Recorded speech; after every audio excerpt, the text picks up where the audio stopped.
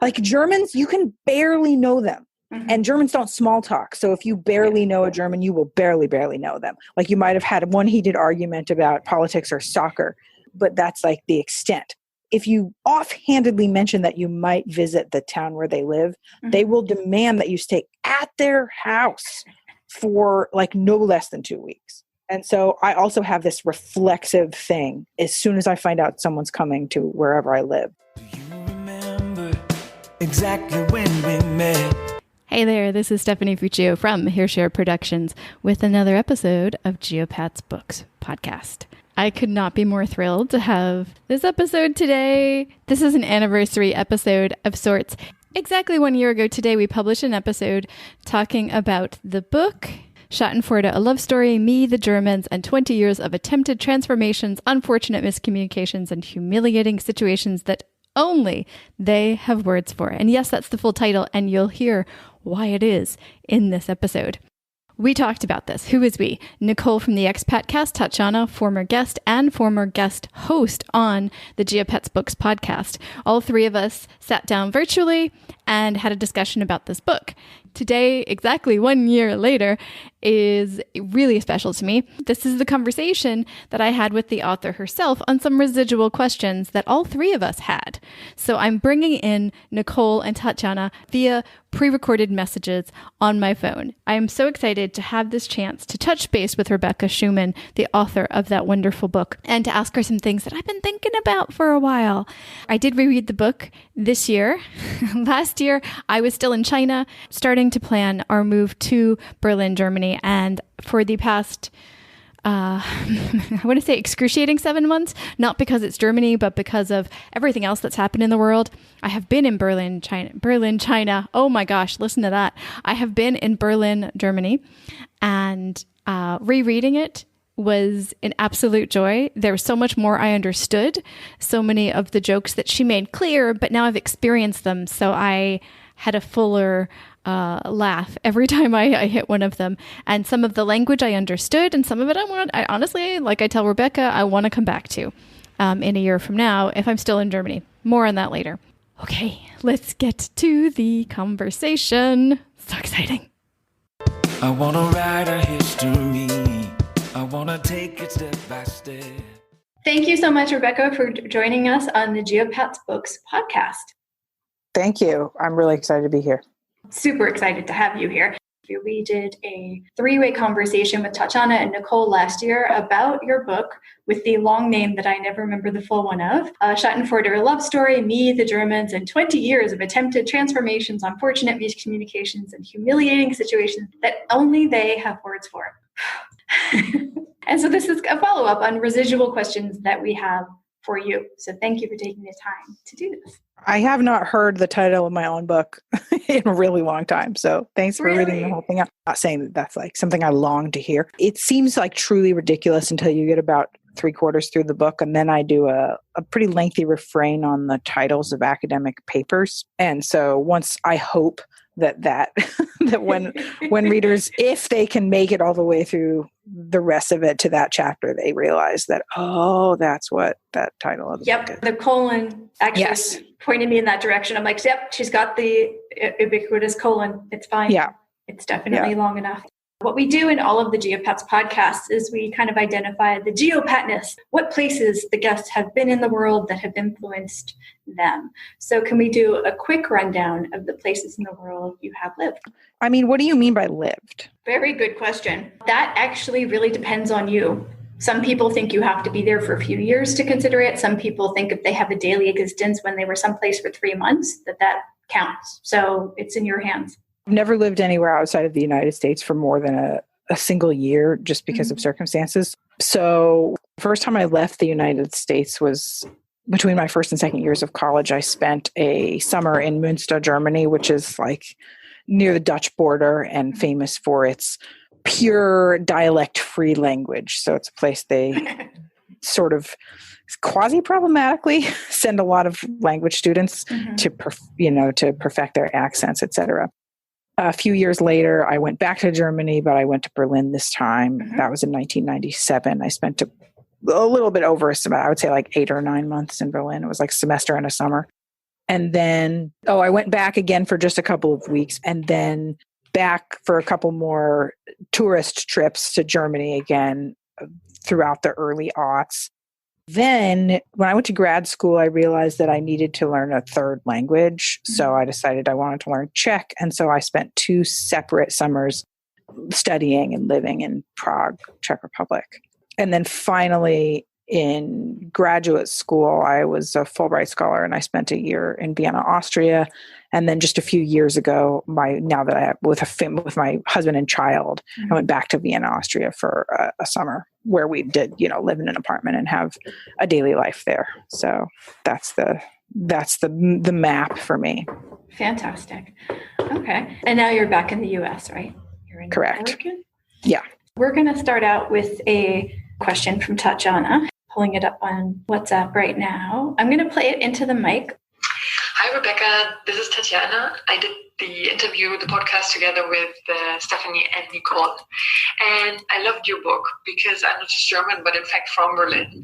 And your book really showed me how a foreigner looks at our country, the people, the traditions, everything in fact. So that was really fun to read. In your book, you also speak about how you realize that there's certain things that are obviously very different between the States and Germany. Things like, for instance, our eating habits, very meat-based, very important that the bread has certain consistency, the fact that Germans like to walk everywhere, the words obviously like Schadenfreude. Is there anything that you have adopted from your time in Germany and taken back to the US and either for quite a while or in fact till today are following? Many things, but the thing that I think would be most interesting to Tatjana and also the rest of your listeners is I have this compulsive urge to let people know that they can stay with me if they come visit my town. Like Germans, you can barely know them. And Germans don't small talk. So if you barely know a German, you will barely know them. Like you might have had one heated argument about politics or soccer, but that's like the extent. If you offhandedly mention that you might visit the town where they live, they will demand that you stay at their house for like no less than 2 weeks. And so I also have this reflexive thing. As soon as I find out someone's coming to wherever I live, I am like, oh, you should stay with me. Even though now I have a little kid and it's extremely inhospitable at my house. But that's, I think, something that people don't really know about Germans because I think they assume that because Germans don't have the sort of fake niceness and fake hospitality that Americans have, where Americans will be like, hi, oh my gosh, it's so good to see you. How are you? Yeah. And they pretend to be so concerned about you. But then if you're, coming to visit their town and you don't have very much money, they'll be like, oh yeah, that's too bad. But they'll, assume that you should be lifting yourself up off your bootstraps and staying in a hotel or an Airbnb. Yeah. So before you were in Germany, did you not offer that? Well, you were pretty young. I mean, as a child, so I didn't, Yeah. I didn't really have the means or non-means to do that. Yeah. So I think it was just something I sort of adopted as I grew into adulthood and started having apartments of my own. This also has something to do with the fact that I did live in New York City for the first 7 years of my adulthood. Yes. So there's no 22-year-old visiting New York is going to afford to be able to pay to stay somewhere. So I hosted a lot of friends on the floor of a studio apartment.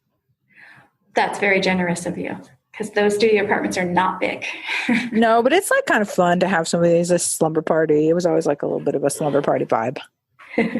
Oh, and by the way, she mentioned bread in there, and your bread the section of the book on your love of bread made me laugh so hard both times I read the book. Thank you. I really do miss the bread.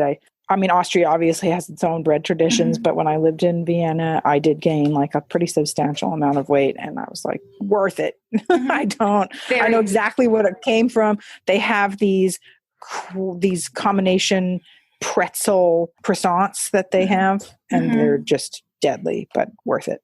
Oh yeah. I gained at least 5 pounds my first couple of months just on the bakeries alone. And thank goodness for COVID because it made me cook at home and then shed that off. But it was, I went from, why is there a bakery on every corner to, oh, there's a bakery on every corner.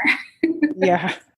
So we're going to get a little bit deeper into culture shock, shall we say, with Nicole's question. the questions that I had once she committed to America, like I wonder, did that feel like a commitment? Like did that feel like I made the choice, I'm going to be here now? And if so, what went into that? Like I know so many people, especially when they're starting to think about like marriage and kids, lean more towards Germany because those things there's more social support here. And she met her husband in the States, so it makes sense that they were there. But I wonder, like, did that come up? Did you ever think about maybe we'll move back to try life there, especially for all these these challenges that were just specific to America? And I wonder too, like, what was her relationship with that like? Like, what was she thinking about? Like, how am I going to integrate the things I love about Germany to my life here today? Okay, let's pause there because that's a lot of questions all at once. That's a lot of questions. That's a lot of questions. So the first one was about when you returned to the U.S. and your decision to stay there. Was that in like an instant, that's it, I'm back for good? Or did you think you would be going back to Germany to live longer? Well, originally it was based on academia, and there's just simply no way a non-native speaker of German will ever be hired at a German institution of higher learning to teach Germans back their own literature. Sure. They just would never allow that to happen. I mean, on very rare occasions it does, but it's like usually a man who's become a great eminence in the field. If I had wanted to live in Germany forever, I would have thought a little bit more wisely about my choice of discipline, and I would have taught academic English composition instead. And then I could have gotten a job in any German university if I'd wanted to. The fact is, though, that it's not just about me. You know, my daughter has grandparents, and the idea of taking her permanently into another country away from them so that she can't grow up knowing them was just it was never an option. I still have plans. Once the American passport is no longer poison, the pandemic's over, and I'm able to leave the United States, I still do have plans to retire back in Germany or Austria once my daughter is old enough to go to college or even high school, really. I think she would probably be better off in high school there. So for me, it was more just of a family thing. I wanted to be either, a short walk or a short flight away from my daughter's grandparents and not have her grow up completely away from them. That was a massive sacrifice. There's everything else about day-to-day life in Germany and Austria, as she rightly pointed out, is more supportive of parents, mothers, working mothers, and children. When we lived in Vienna, there was a playground on every block. There were so many free things for children. There were so many places that were welcome for children. You could take your child to a bar. I didn't usually, but you can. I mean, it's just assumed in most countries of Europe that children are people and that everybody acts their own. In America, there's this like constant simultaneous fetishization of motherhood and children and total hatred of them, where you try to make their lives as difficult as possible on purpose out of some sort of punitive Puritan. I don't know what it is, but yeah. Obviously, my views about America have not been great since 2016. And, on a personal note, I can't see myself leaving Oregon for quite some time. My father passed away about 9 months ago. And so now my mother lives here alone. And so I do believe that it's my responsibility to sort of remain close to her for as long as I can. So sometimes family things get in the way, and it is a kind of a sacrifice, but I find that in the end, it's worth it. The other question for her that she asked that I wanted to answer about my sort of daily habits is that I do bicycle everywhere. That's sort of me trying to bring a little bit of normalcy, European normalcy, into my daily life. Whereas if I have to go less than about, 10 kilometers, I will take a bicycle. I'm not going to get into a car for no reason, which is like anathema in the United States. Yeah, I know you lived in Irvine. I used to live in Los Angeles, and it perplexed me to no end that people would drive down the block. Oh, but that was totally normal. I had a flatmate in my apartment who got a parking pass so that she could drive from grad student housing to class. Oh yeah, I lived literally one block from the community college I was going to in Santa Monica, and people asked me, "Where'd you park today?" And I'm like, "No, I parked in my apartment. This is why I live so close to school, so I can walk and it was, perfect weather and all those things that are similar between, it will forever perplex me. Like cars are for long distances if you can't take a train, for sure. in my mind. Every movement, a choreography. Hey, this is Steph popping in, and I just want to say that I have an obsession with audiobooks. You've heard me talk about Audible before, and now I'm happy to say that we have an affiliate relationship with them. So you can actually listen to the same exact version of Schadenfreude that I did, the unabridged version, and you can get it for free. You can get a free month of Audible, and you can listen to this and whatever other books that you so wish.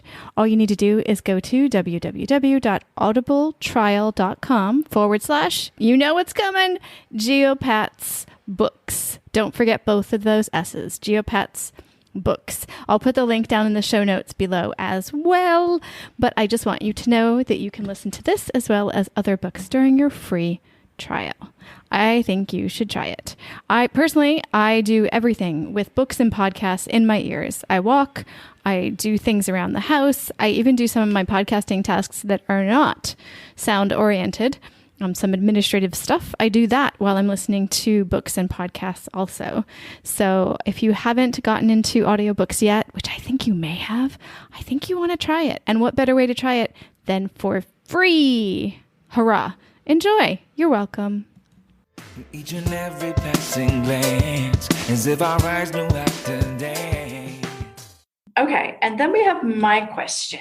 And we talked about this a bit in the episode last year. The book felt like it was kind of two books. The love story with the language and what pulled you into the language and the culture and with and that kind of thing. And then the kind of slightly unhealthy but definite an attraction love story to academia. And the two together left all three of us kind of going, it feels like two books.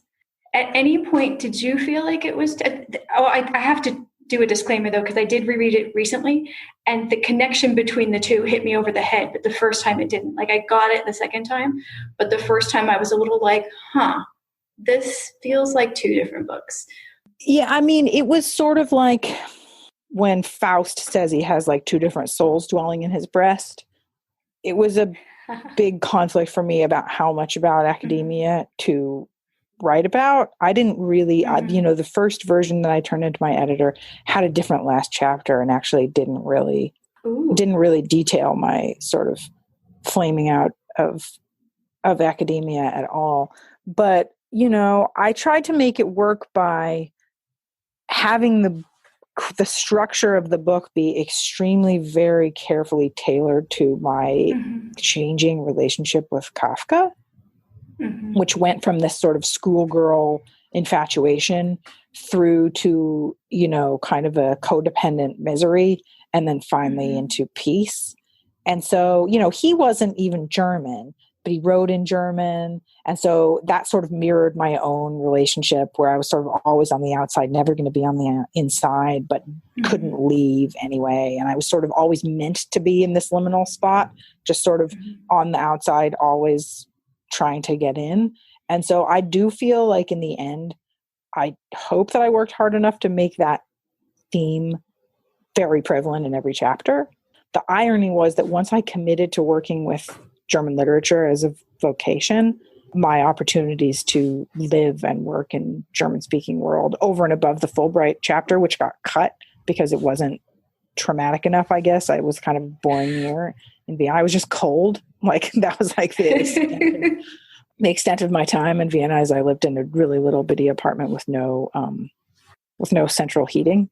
And all it had was like an electrogerät, like a electric radiator you plugged in. Oh no! Which, as you can, yes, because you can imagine how much that cost to run. So I didn't have, this was a €300 a month apartment that had no bathroom. It had like a shower in the kitchen and a toilet in the hall, much like my apartment in Berlin. And so that I couldn't make the joke because I had already done a toilet, hall, shower, kitchen chapter. So. I was cold I was 33 years old, worked on my dissertation a lot and was cold, was like not, that was like not a sexy chapter. So they were like, constrict that chapter into 2 paragraphs. And so I dutifully did. And so, the primary relationship I had in the German speaking world, in like my foibles with it, in my later relationship with it, they took place in the US. And so it was a hard thing to, there were some readers who felt like they had wanted a book that really took place all in Germany and that was much more about Germany and a lot less about me. And, there's a reason that the first word in the subtitle is me. Like everybody knew that this was not, there was like really smug review. It was just, a small one. It wasn't like in a major publication or anything, but it said, looking for a deep dive into all things Teutonic, keep looking. Oh, I know. No, that you didn't even try to. I mean, I definitely didn't even try. No, why would you? Why would you? I mean, the thing that brought the story to life was you. It was your sense of humor and the way that you molded the story and your experiences. And I guess I wanted to make the kind of tension, the inside-outside tension, be the sort of unrequited love, like that was the story. Yeah. And so I hoped that would bridge the sort of 2-bookness of it enough. But I think that maybe it still didn't work. I think it did. Like I said, the second time it hit me like a ton of bricks, and that thread was definitely there. The first time in full disclosure, was about 2 years away from walking away from a PhD program. So it could have been too fresh for me still. So personally, I could have been like, can't hear about this yet. So it could have been that. Because the first part of the book, even though the majority of the book is not necessarily the academic side. And that was more humor. I mean, it wasn't always happy, joy, but it was definitely more humorous, exploratory, that kind of thing. And then the academic side did get more serious. And I think for me, that definitely plucked on a few things I wasn't ready to deal with. But this time, having been just a year later, it was like, oh yeah, I remember that.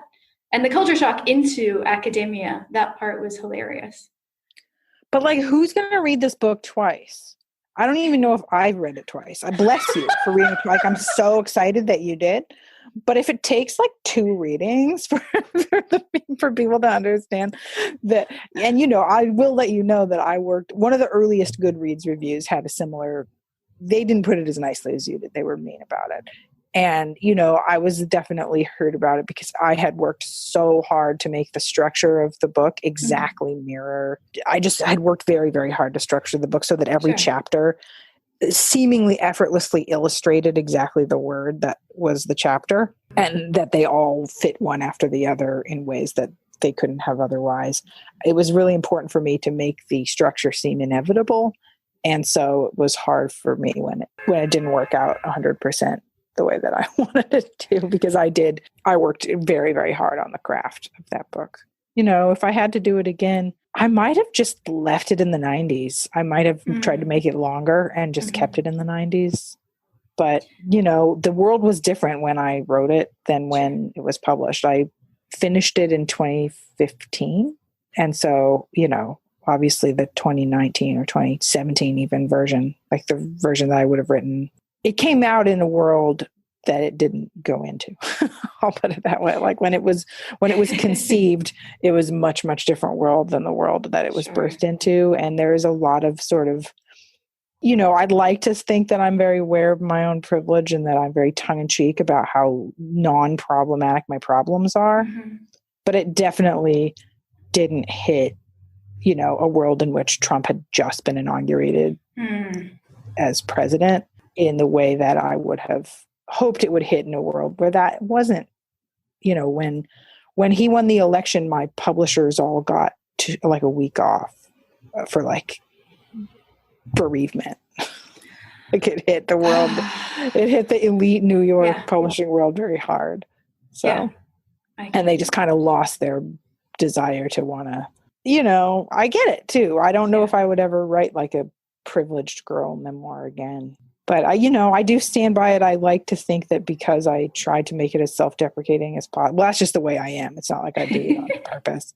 But, because it is so self-deprecating, I am hoping that it has a sort of timeless quality to it that people can pick it up and get pretty much the same thing they got out of it now, maybe in 10 years. I think they would. I think, yeah, I mean, the fact that you look back on yourself so much and commented on, how you were and all of those things, I think that comes across, and the humor is strong. To be fair, I was listening to it on unabridged audiobook, and I was walking down the street, and a lot of times I would laugh out loud really loudly, and yeah, anywhere that would get attention. But in Berlin, it was like, what's wrong with you? What's happening right now? Kind of thing. So it just, I think it was, I'm going against what I said before. I don't mean to be critical. No, I thought that was like that's like you hit on the one thing that I am the most insecure about the book. Sorry. And so it's, no, I'm really, I got so much out of it to talk about it. And so, I still am glad that everything turned out the way it did. Yeah. And I do think that I did work pretty hard to structure the book in a way that works. And, lots of books are two books, and lots of books have two souls dwelling in their breast. So it's not like it even would be bad. For sure. And if I'm completely honest with you, I'm just at the beginning of learning German language. The German language. Why is that so hard to say? And so I was actually putting it into my, I was actually thinking about coming back to it even next year and to listen to it again, because there's more that I understood this year than last year when I wasn't even in the country yet, wasn't studying German. And this year I was like, oh, okay, I get some of it. And some of it I'm still like, wow, that might be useful language for me to actually use next time. So I was actually thinking of returning yet again.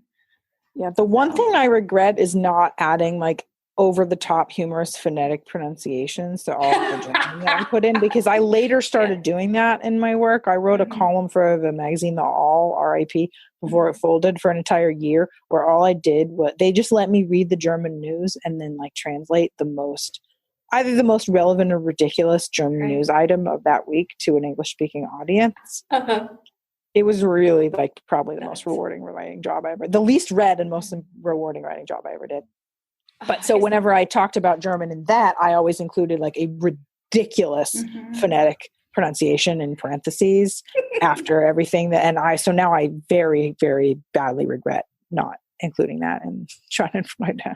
Because I think for most people who don't know German, most of the German in there is it's a sentence at most, but I understand that people are going to be like spacity, space, space, space out, most of them. Maybe. I don't know. I'm weird with languages. I tend to linger on them, to play with them, even if I can't understand them. But I think most people do the just skipping over stuff. So I don't know. But what I do know is that you've got a lot of stuff online that our listeners can read. I wouldn't even know where to start, except I did go from your website on your website, I did watch a video at University of Texas, I believe.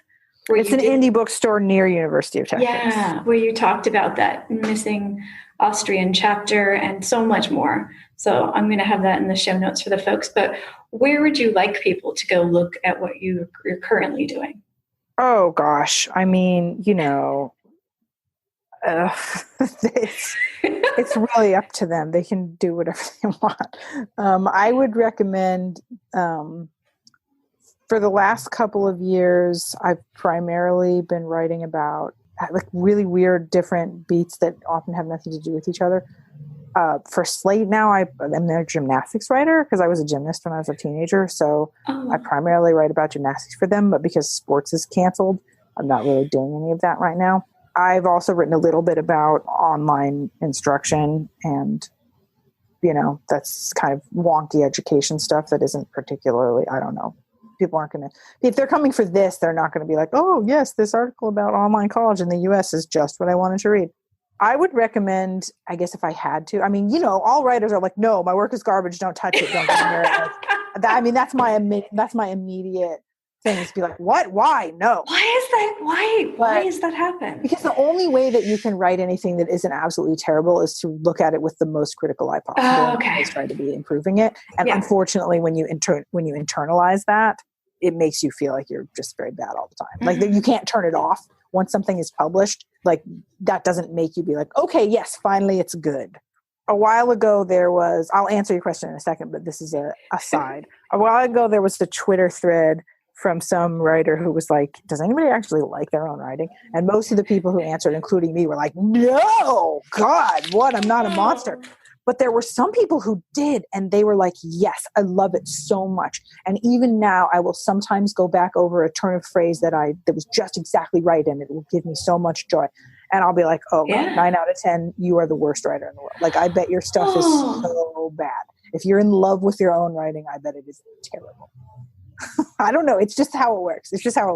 Like, you can't be in love with your own writing and have it not. Because then you can't. There's reason for it. If you can't see that you need to improve, then you're never going to get any better. And if you can't respond to editorial criticism with just a thank you and incorporating it, and if you don't think the editorial criticism is right, then instead you just get to the kernel of what they actually meant and do a better version of what they told you to do.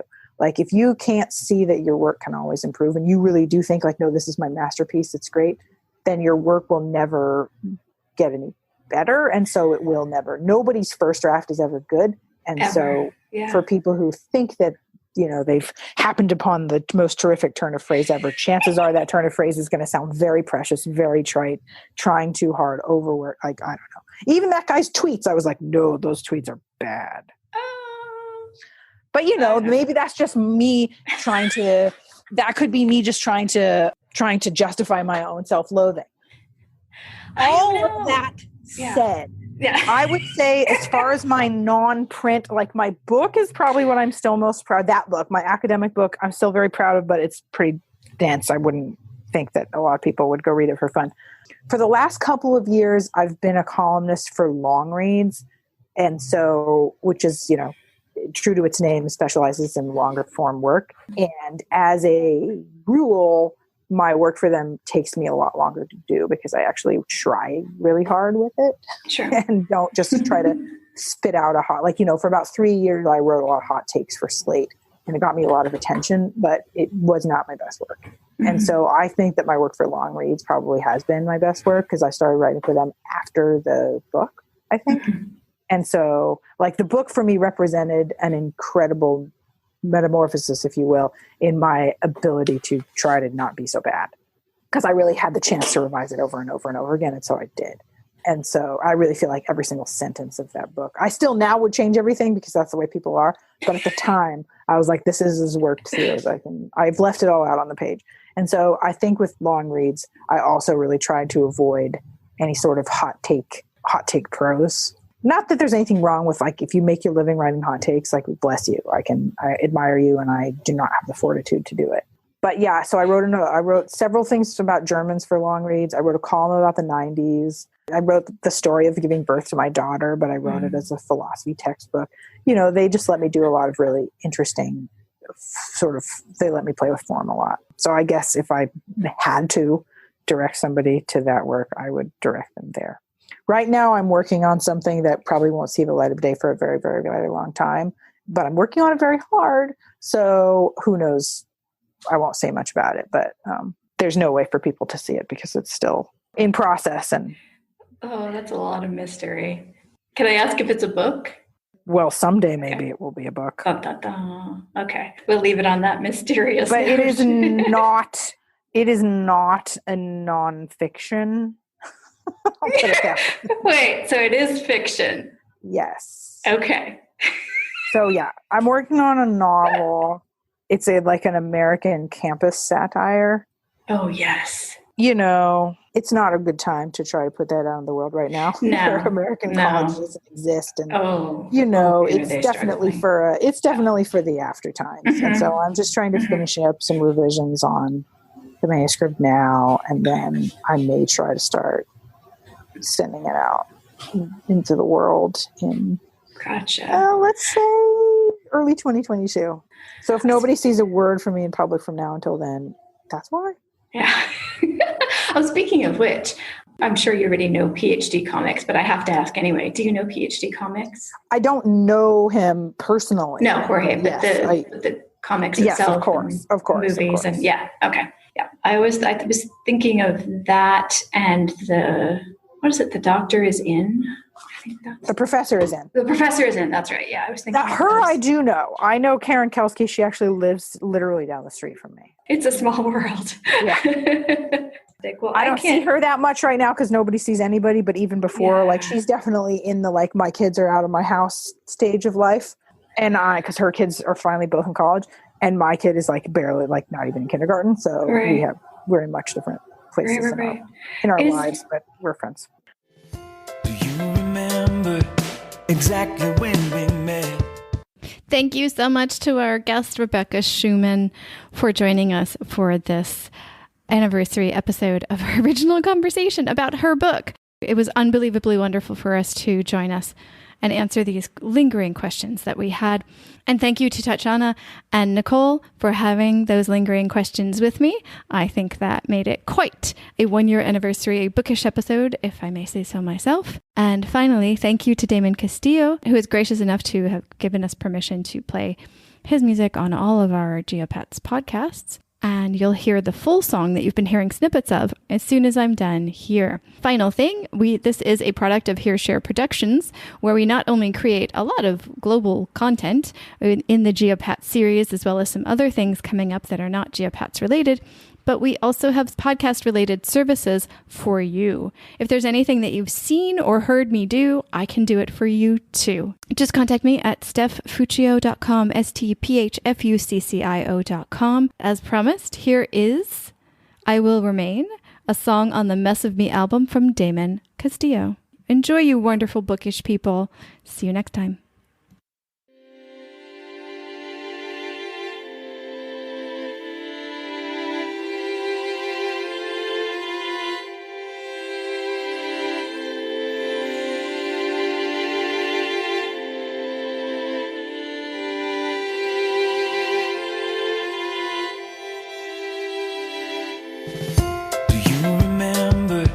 Exactly when we met, I wanna write our history. I wanna take it step by step. If I remember every moment past, well, I can solve this mystery. I can make it last. I will remain. I will remain. Loving you is the reason why I can. I will remain, I will remain. The world will change, but I will always stay the same.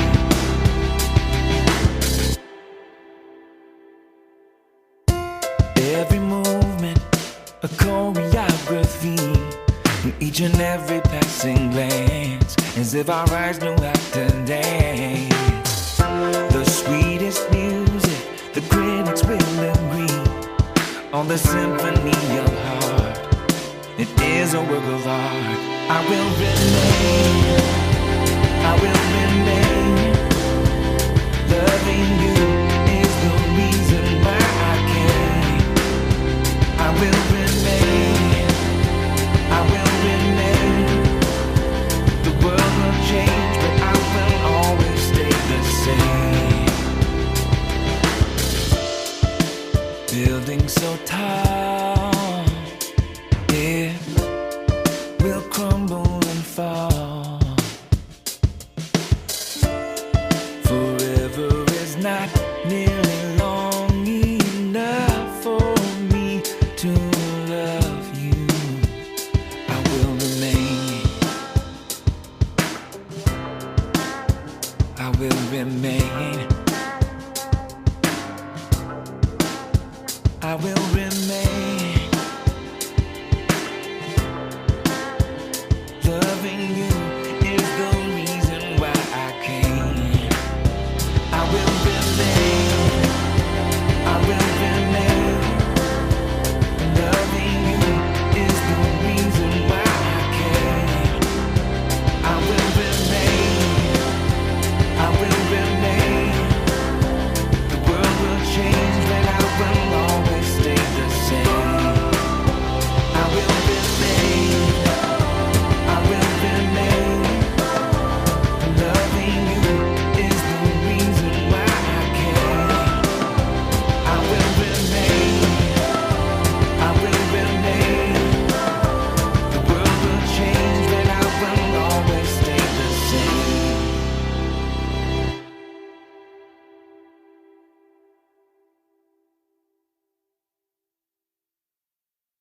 Progressive Snapshot can save you money based on how you drive and how much you drive. So the safer you drive, the more money you could save. Now, if you didn't hear that because you were yelling at another car while driving, let me say it again. You need to calm down. Yelling is just making everyone as stressed out as you are and letting them all know that you definitely aren't trying to save with Progressive Snapshot.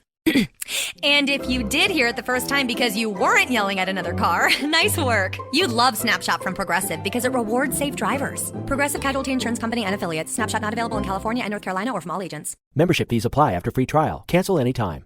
You know what's wrong with health and fitness? You weaponize it against yourself. Why didn't you go to the gym today? You're so lazy. Why did you eat that? You have no self-control. Stop it. At Beachbody, we think training and caring for your body in a way that works best for you should be about loving yourself. Let us help you without all the judgment. Here's how. Go to beachbody.com to claim your free membership and start feeling great.